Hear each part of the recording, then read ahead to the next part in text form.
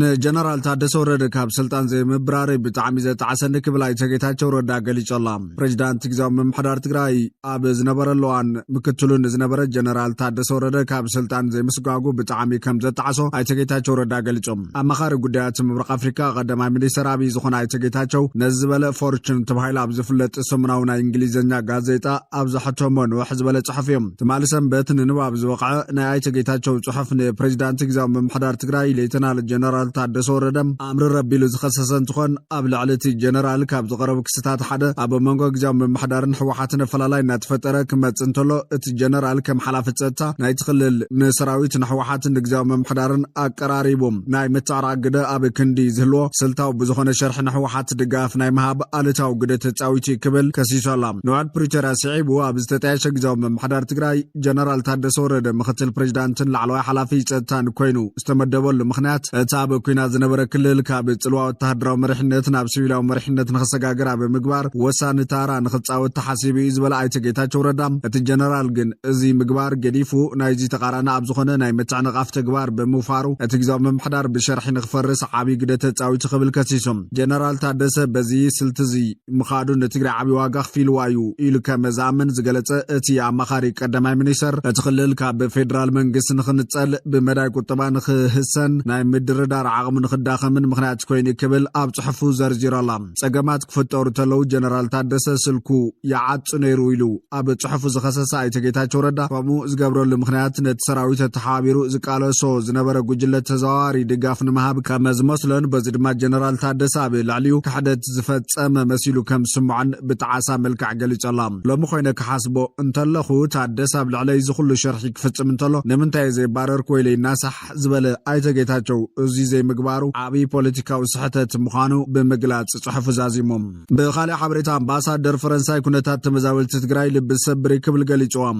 ኣምባሳደር ፈረንሳይ ኣብ ኢትዮጵያ ኣሌክሲስ ላሜክ ኩነታት ኣብ ማዓስከራት ዝነብሩ ተመዛበልቲ ትግራይ ናብ ኣስጋይ ብርኪ በፂሑ ከም ዘሎ ኣፍሊጦም እቲ ኣምባሳደር ንጋዜጣ ዘ ሪፖርተር ኣብ ዝሃቦ መግለጺ ብዙሓት ተመዛበልቲ ካብ 4 ክሳብ 5 ዓመታት ኣብ ማዓስከራት ይነብሩ ከም ዘሎ ብምጥቃስ ኩነታቶም ልቢ ሰብርን ክትጻወሮ ዘይከኣልን ምዃኑ ገሊጾም ብተወሳኺ ድማ ኩሎም ወገናት ኣብ ዝሓፀረዋን ተመዛበልቲ ብሰላምን ቦለንቶኦምን ናብ ዓዶም ክምለሱ ኣብ ምግባር ብሓባር ክሰርሑ ኣተሓሳሲቡ ኣላ ፈረንሳይ ምስ ኢትዮጵያ ብትገብሮ ዘላ ምትእስሳር ንሰብኣዊ ጉዳያት ትግራይ ቀዳምነት ሂባ ትሰርሐሉ ከም ዘላ ዝገለጸ ኣምባሳደር ኣሌክሲስ ላሜክ ሃገር ውዕል ፕሪቶርያ ሙሉእ ብምሉእ ክትግበር ከም እትድግፍ ኣረጋጊጾም ሰብኣዊ ሓገዛት ኣብ ምቕራብ ተጻቦታት ኣብ ምግታእ ተሓታትነት ኣብ ምርግጋጽን ካልኦት ምንቅስቓሳትን ትነጥፍ ከም ዘላ እውን ጠቒሶም ሓላፊ ድሕንነት ሰራዊት ትግራይ ኮነሬል ተወልደ ዕንበብ ካብ መዝነቱ ከም ዝተኣለየ ተፈሊጦም ሓላፊ ድሕንነት ሰራዊት ትግራይን ኣባል ወተሃደራዊ ኮማንድ ሰራዊት ትግራይን ዝኾነ ኮነሬል ተወልደ ዕንበብ ምስ ብልጽግና ርክበለካ ፒፒ ቪዛ ተዋሂቡካ ኣሜሪካ በፂሕኻ መፂኻ ኩነታት ትግራይ ናብ ፌደራል መንግስቲ ሪፖርት ገብሪኻ ብዝብል ገምጋም ብኣብዝሓ ድምፂ ካብ ስርሑ ክባረር ወተሃደራዊ ኮማንድ ሰራዊት ትግራይ ወሲኑ ኣላ እዚ ውሳነ ተግባራዊ ክኸውን ናብ ፕሬዚዳንት ግዚያዊ ምምሕዳር ትግራይ ጀነራል ታደሰ ወረደ ተላኢ ከሎ እንተኾነ ታደሰ ክሳብ ሕዚ ደብዳቤ ጽሓፈሉን ዘሎ እቲ ፕሬዝዳንት ነዚ ውሳነ ከጽድቆ ድዮ የጽድቆን እውን ዝተፈለጠ ነገር የለን ኮነሬል ተወልደ ዕንበብ ብዝውውር ሰባት ናይ ውልቀ ቤት ማእሰርቲ ብምኽፋትን ሰባት ብምስቃይን ብዘረፋ ሃፍቲ ሃገርን መኸተን ዝመሰሉን ከበርቲ ክስታት ካብ ፕሬዝዳንት ግዚያዊ ምምሕዳር ትግራይ ነበር ኣይተጌታቸው ረዳ ሓዊሱ ካብ ብርክት ዝበሉ ኣካላት ክቐርበሉ ዝጸንሐ ኮይኑ ብተወሳኺ ድማ ምስ ጉጅለ ዶክተር ደብረጽዮንን ንባዕሎም ልዕሊ ኮር ኢሎም ዝጽዋዕ ኣዘዝቲ ሰራዊት ትግራይን ብምውጋን ኣብ ምእላይ ፕሬዝዳንት ግዚያዊ ምምሕዳር ትግራይ ነበር ኣይተጌታቸው ረዳ ካብ ስልጣን ግደ ከም ዝነበሮ ይዝረበሎም ኮነሬል ተወልደ ዕንበብ ቅድመ ዋርሕ ብድምፂ ወያነ ትግራይ ዶት ኣብ ዝሃቦ ቃለ መሕተት ድማ ንሕሉፍ ቃኑ ቅይር ብዝበለ መንገዲ ሓሳባቱ ገሊጹ ነይሩ ካብ ዝገለጾም ብዙሓት ሓሳባት ከዓ ኣዘዝቲ ኮር ዘሕለፍዎ ውሳነ ካብ ቀደሙ ብውልቀይ ተቃይሞ እየ ዘድለይ ነበረን ኣይልክዕን ጸገም ትግራይ ስርዓታዊ ብልሽውና እዩ ንምፍትሑ ድማ ሱር ነቀል ናይ መሪሕነት ለውጢ ኣብ ትግራይ ግደን ክትግበረሎ ካብ 93 ዓመተ ምህረት ጀሚርና ዓቕሚ መሪሕነትና ሰብና በቲና እንጠባጢብና ኢና ነዞም ዓቕምታት ዳግም ብሽምግልና ምእካብ የድሊ ከም ዝበለ ዝካር እዩ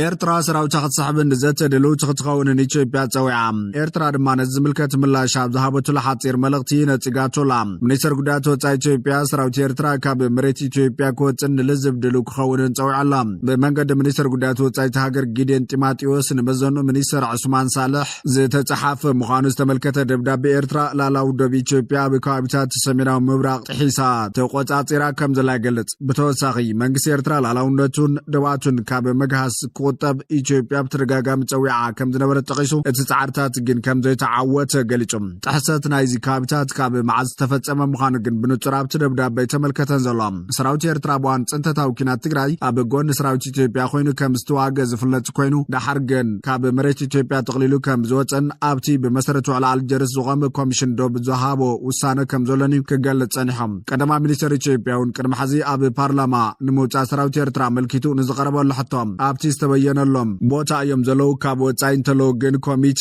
ኣቂምና ክነፀር ኢና ኢሉ ነይሩ ነዚ መሰረት ብምግባር ግን ብዛዕባ እቲ ዝተባሃለ ኮሚቴ ይኹን ህላወት ሰራዊት ብዓል ዝተባሃለ ንጹር ሓበሬታ ኣይነበረን ኣብዚ ብመንገዲ ወሃብ ቃል እቲ ሚኒስትር ኣምባሳደር ነቢያት ጌታቸው ሓቅነትን ቢቢሲ ዘረጋገጸ ደብዳቤ ግን መንግስቲ ኢትዮጵያ ንሰራዊት ኤርትራ ካብ መሬት ክወፅእ ብተደጋጋሚ ከም መዛሓተ ተመልኪቶላ እዚ ሕቶ እዚ ተቐባልነትን ተረኺቡ ንኹሉ ናይ ሓባር ረብሓ ዘለዎም ጉዳያትን ኮላ ኣገልግሎት ባሕርን ምብፃሕ ወደብ ዓሰብን ንምፍታሕ ኣብ ናይ ሰናይ ድሌት ዝተመርኮሰ ዝርርብ ንምክያድ ድሉ ምዃኑ ገሊጾላ ኤርትራ ሰራዊት ኣብ ብቕልጡፍ ክትስሕብን ሰላማዊ ዝርርብ ድሉ ትኽትኸውንን እውን ብግልፂ ንጽዋዕ ክብል ኣስፊሩላ መንግስቲ ኢትዮጵያ ግን ብተደጋጋሚ ዝተፈላለዩ ሕጋውን ታሪኻውን ምጉታት እናልዕለ ጉዳይ ኣፍ ደገ ባሕር ብሓይሊ እውን ክፍታሕ እዩ ብምባል ተኸታኺ ትረኻታት ከስምዕ ከም ዝጸንሐ ይፍለጥ እዩ ብዘይካ እዚ እቲ ደብዳቤ ኤርትራ ንዝተፈላለዩ ዕጡቓት ጉጅለታት ኢትዮጵያ ቀጥታዊ ንዋታዊ ደገፍን ሓገዝን ትገብረላ ብምባል እውን ከሲሶላ እቶም ዕጡቓት ጉጅለታት ብኣስማቶም እኳ እንተዘይተጠቐሱ ቅድሚ ሕዚ ግን መንግስቲ ኢትዮጵያ ኤርትራ ንዕጡቓት ሕወሓትን ፋኖን ትድግፈላ ኢሉ ከሲሱ መንባር ዝዝከር እዩ ሚኒስትር ጉዳያት ወፃኢ ኢትዮጵያ ኣብ ደብዳቤው ኣብ ዝሓለፈ ሒደት መዓልትታት ኣብ ደብ ክልተን ሃገራት ዝተዓዘብናዮ ምዕባለታት መንግስቲ ኤርትራ ዝያዳ ኣዕናዊ መንገዲ ከም ዝመረፀ ዘመልክት ኢሎም እዚ ወተሃደራት ኤርትራ ብሰሜናዊ ምብራቅ ዶብ ኢትዮጵያ ናብ መሬት ኢትዮጵያ ብምእታው ምስ ዕጡቓት ጉጅለታት ኣብ ሰሜናዊ ምዕራብ ዶብ እታ ሃገር ዘካይድዎ ዘለው ሓበራዊ ወተሃደራዊ ስራሒታት ምጥሓስ ሕጊ ጥራይ ዘይኮነስ ፍጹም ወራር እውን ይክብል ኮኒኖም ኣተሓይዙ ድማ መንግስቲ ኤርትራ እዚ ዘይቀበል ኩነታት ንኸኽትም ሰራዊት ብቕልጡፍ ካብ መሬት ኢትዮጵያ ከውፅን ምዞም ጉጅለታት ዝገብሮ ምትሕባር ከቋርፅን ንጽዋዕ ኢሎም ክልተን ሃገራት ንፍርቂ ዘመን ኣብ ኩነታት ግጭትን ወጥርን ከም ዝጸንሓ ዝገልጽ እቲ ደብዳቤ እዚ ዕንክሊል ግጭት ብዘተን ዲፕሎማስያዊ ጻዕርን ክፍታሕ ከም ዝከኣል ብምምልካት ኤርትራ እወንታዊ ምላሽ እንተሂባ መንግስቲ ኢትዮጵያ ፍልልያቱ ብሰላማዊ ልዝብ ክፈትሕ ድሉ ምዃኑ ይገልጽ ቅድሚ ሕዚ ክቐርበሉ ንጸንሐ ክስታት ተመልኪቱ መንግስቲ ኤርትራ ምጽሕታር ኩናት ብምባል ኢትዮጵያ ክትውልዕ ንዝደልየት ኩናት መመሳመሲ እተቕርቦ ዘላ ክስታት ብምባል ክነጽጎ ጸንሐ ሚኒስትር ጉዳያት ወፃኢ ኢትዮጵያ ኣብ ጥቅምቲ ዝሓለፈ ዓመት ናብ ዋና ጸሓፊ ሕብራት ሃገራት አንቶኒዮ ጉተሬዝ ኣብ ጸሓፈ ደብዳቤ መንግስቲ ኤርትራን ሕወሓትን ኣብ ላዕሊ ኢትዮጵያ ኩናት ንምክያድ ብሓባር ይሰርሕ ኣለዉ ክብል ከሲሱ ምንባር ይርስዓን ሚኒስትር ጉዳያት ወፃኢ ኢትዮጵያ አንጻር ኤርትራ ዘቕረቦ ናይ ሓሶት ጥቕነ ንጥጁዕ ዕላማ ዝተፈብረኸ ብቃኑን ትሕዝቶን ዘስደምም እዩ ዝበለት ኤርትራ ኣብ ዝሃበቶ መልሲ ድማ ሕዚ እውን ኣብ ከም ዝበለ ናይ ሕሱር ሓሶታት መዓዲ ነዳዲ ንምኽዓውን ንፋስ ንምንብድባድን ከም ዘይተዓደም ደጊማ ተረጋገጽ ክትብል ገሊጻ